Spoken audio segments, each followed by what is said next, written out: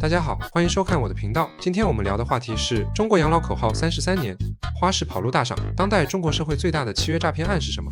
中国养老口号，这简直就是一部教你如何从海誓山盟到花式跑路的顶级教科书。33年，他们用几个字的魔法完成了对一代人的精准收割。你以为是终身保险？不，那是限时免费体验卡。你以为是铁饭碗？不，那是一次性使用餐具。咱们老一辈人当年是真心实意响应号召，把养儿防老的王牌扔了出去，换回了国家发的这张写着政府担保的白条。结果呢，这张白条每10年就得打一个7折，最后直接作废。今天咱们就来扒一扒这3段式的渣男语录是如何炼成的。看清楚了，每一句话背后都藏着割不完的韭菜，流不完的眼泪。第一是霸道总裁的我养你陷阱。上世纪80年代末，1985年左右，那叫一个热血沸腾。大字报上、广播里循环播放着最动听的情话，只生一个好，政府来养老。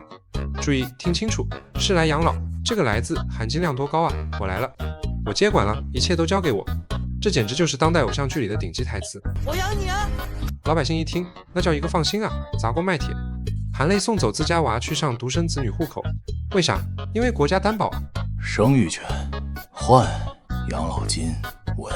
当年他们画的饼，那叫一个圆，一个孩子，一份光荣证，就能换来终身 VIP 服务。哪个老头老太不心动？谁还愿意辛辛苦苦多生几个孩子，去指望那不确定的养儿防老？国家的承诺，当时就是顶级的奢侈品。结果呢，现在回看这句口号的潜台词就是：你们赶紧把人口红利给我生出来，等你们老了，我们早就换届了。谁还记得这茬？这不就是典型的空手套白狼吗？用一个口头的没有法律效力的承诺，撬动了一个时代的人口结构，给后来的经济发展输送了30年的免费劳动力。第二是渣男的试探与帮的敷衍艺术。很快10年不到，也就是1995年左右，他们就绷不住了，财政压力山大，国企开始改革。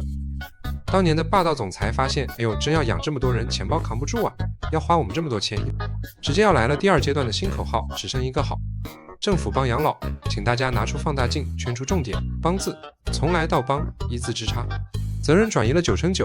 帮，这 TM 是什么动词？帮的意思就是你不行了，我在旁边喊个加油，递个水，但你别指望我真下场救你。这就像什么？就像你俩分手了，你说你当年说要养我一辈子，他回你，我没说不帮你啊，我这不是尽力帮你了吗？但你自己的日子，你得自己努力啊。多清新脱俗的推责，这波文字游戏简直绝了。这时候老百姓开始迷茫了，说好的铁饭碗呢？怎么变成带资入股了？但那时候大家忙着下岗，忙着搞市场经济，忙着炒股，谁有空去深究这个帮字背后的辛酸？这次变脸告诉我们一个道理，千万别相信任何人给你的长期承诺，因为长期这个词的解释权永远在别人手里。当帮字出现在养老口号里的时候，就意味着你已经被列入了自行解决的名单。第三是无情地摊牌与不能靠的绝杀。好了，铺垫够了，到了最精彩最无耻的终极摊牌阶段，进入21世纪，也就是2005年左右，老龄化浪潮真的来了，人口红利炸得差不多了，财政窟窿眼看着堵不住了。第3阶段的口号就来了，养老不能靠政府，不能靠，听到没有？一个响亮的否定句，一个干脆利落的滚开。这不是变脸，这是 TM 的卸妆，卸完妆的渣男告诉你，你做梦，你以为我们是慈善机构吗？自己努力去。当年为了让你少生孩子，他说你不用养儿防老，我们来。现在为了让你自己掏钱，他说养老是你的个人责任，跟我没关系。这份契约精神简直是诈骗的艺术。这不就是典型的用人朝前，不用人朝后吗？典型的小人本质。这个口号出现的时机有多绝？恰好赶上中国房价全面爆发的年代。口号的潜台词就是：你们不是有房吗？你们不是有存款吗？你们不是还有个独生子女吗？赶紧把你们的家底拿出来，为你们当年的相信买单。他们早就给你指明了道路，养老不能靠政府，那你就去靠房地产。终极自救与回旋镖的滑稽剧，这剧情就来到了2012年至今。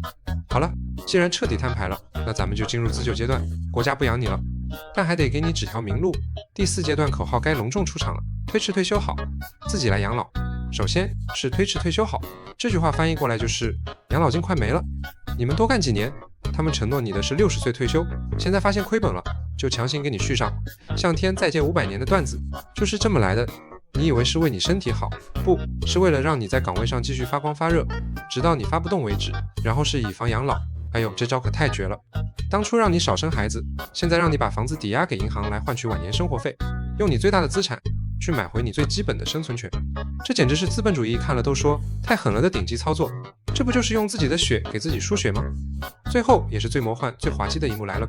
当发现光靠自救和推迟退休，窟窿还是堵不住的时候，政策的回旋镖终于打在了自己的脸上，终极反转。3个孩子就是好，不用国家来养老。33年前为了让你少生，他说政府来养老；33年后为了让你多生，他又开始暗示养儿防老。那些当年相信了第一句口号，只生了1个孩子的父母们，现在老了，发现自己被时代抛弃了2次，一次是抛弃了养儿防老，一次是被政府养老抛弃。他们才是这场荒诞剧里最无辜、最扎心、最彻底的牺牲品。所以，朋友们，别再相信什么口号了，记住，只有你银行卡里的余额和你的身体健康才是你晚年最可靠的甲方。